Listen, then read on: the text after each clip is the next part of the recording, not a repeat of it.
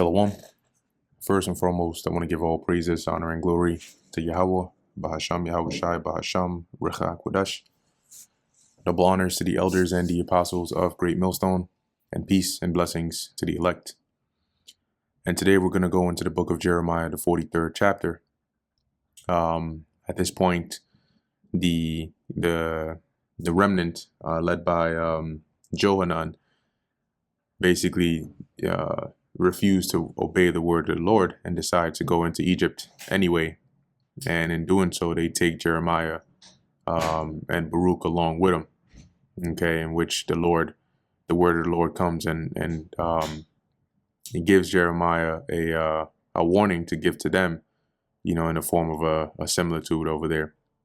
So this is Jeremiah chapter 43, verse 1. And it came to pass that when Jeremiah had made an end of speaking unto all the people all the words of the Lord Yahweh their God, for which the Lord Yahweh their God had sent him to them, even all these words, then spake Azariah the son of Hoshaiah, and Johanan the son of Kareah, and all the proud men, saying unto Jeremiah, Thou speakest falsely. The Lord Yahweh our God hath not sent thee to say, Go not into Egypt to sojourn there. Keeping in mind that these are the same people who said, regardless of what the Lord says, whether good or bad, we're going to obey it.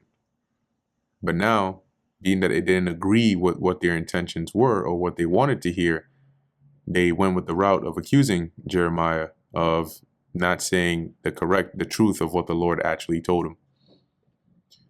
So here they accuse Baruch, right? They say Baruch put Jeremiah up to it, right? Verse 3, it says, But Baruch, the son of Neriah, setteth thee on against us. So he's the one who's influencing you, convincing you to basically lie and set us up for to deliver us into the hand of the Chaldeans, that they might put us to death and carry us away captives into Babylon.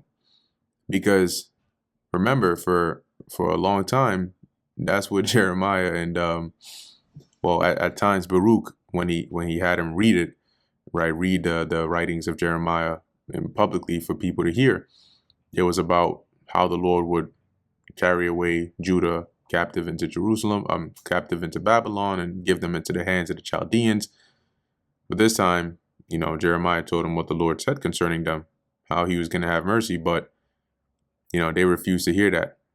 So to justify themselves, they said, no, you're lying. Baruch told you to say this because you guys pretty much want us to be given up into the hands of the Chaldeans. You want us to stay here like sitting ducks and then have them come in and have their way with us.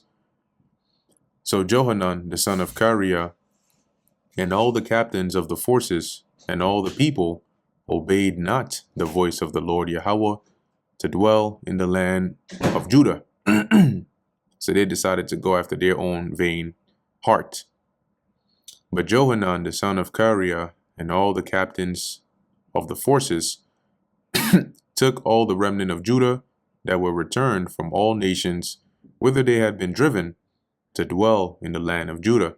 Right? Remember, those that had came back to the land, hearing that a remnant was left and Gedaliah was set up over them, a lot of Israelites ended up returning. So that remnant of them here under the following, let me say, Johanan, end up following his lead, leading them all the way up into Egypt.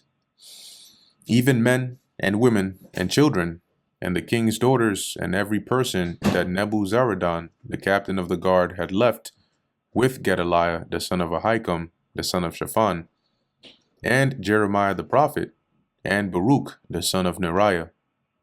So they took all of them. So they came into the land of Egypt, for they obeyed not the voice of the Lord Yahweh. Thus came they into Taphanes, Taphanes. Then came the word of the Lord Yahweh unto Jeremiah in Taphanes, which is a city or a location in Egypt where they were.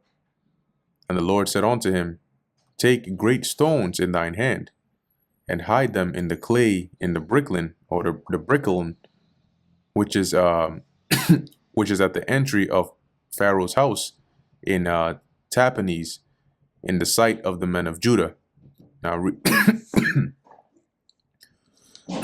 I'll read this in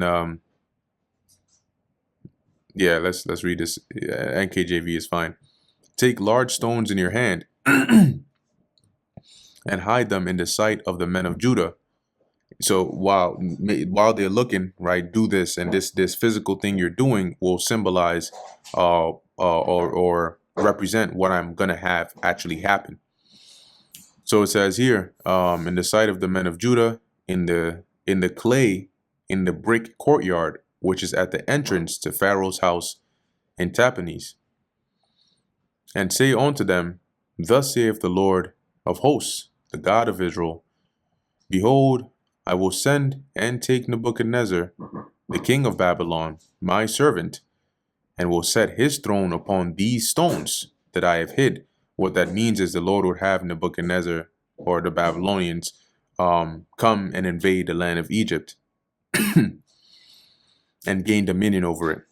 And he shall spread his royal pavilion over them, i.e. his damn, I forgot what they had, the let me just type it in here.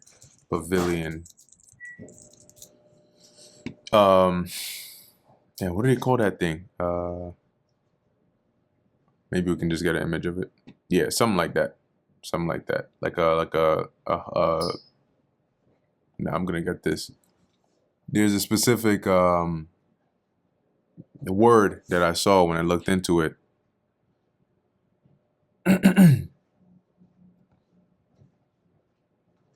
Canopy. There we go. Yep, that's what I was looking for.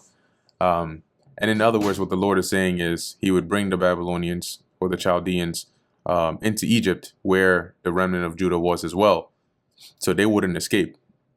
And that's what this symbolized here, right?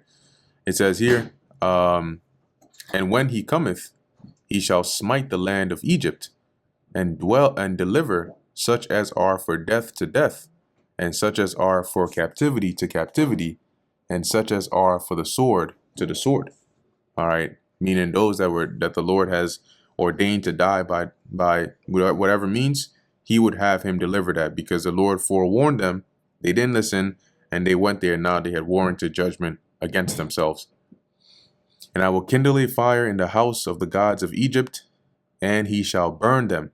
So their temples, their shrines, their altars, their idols, he was going to have that, similar to what happened to Jerusalem, would happen to Egypt, and carry them away captives.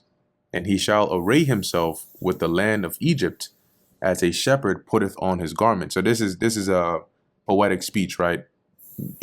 Basically it's saying he's going to invade the land and take over, and he's going to like cover himself within the land, like how a shepherd puts on his garments.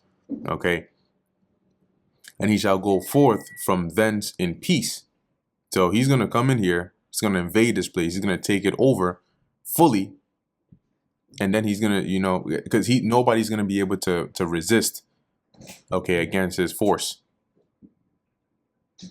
He shall break also the images of Beth Shemesh, the images being the idols, that is in the land of Egypt, and the houses of the gods of the Egyptians shall he burn with fire. So their temples, their idols, they're going to be destroyed and burned with fire. And you best believe at that point, those Israelites that were there would not escape. And that is the end of Jeremiah, the 43rd chapter. The warning and the similitude that the Lord sent to have Jeremiah do in the sight of the remnants of Judah to foreshadow their impending destruction in Egypt. So, Lord willing, that was edifying to the elect. In closing, I want to give all praises, honor, and glory to Yahweh, Bahasham, Yahweh Shai, Bahasham, Recha Kudash. And until next time, Shalom.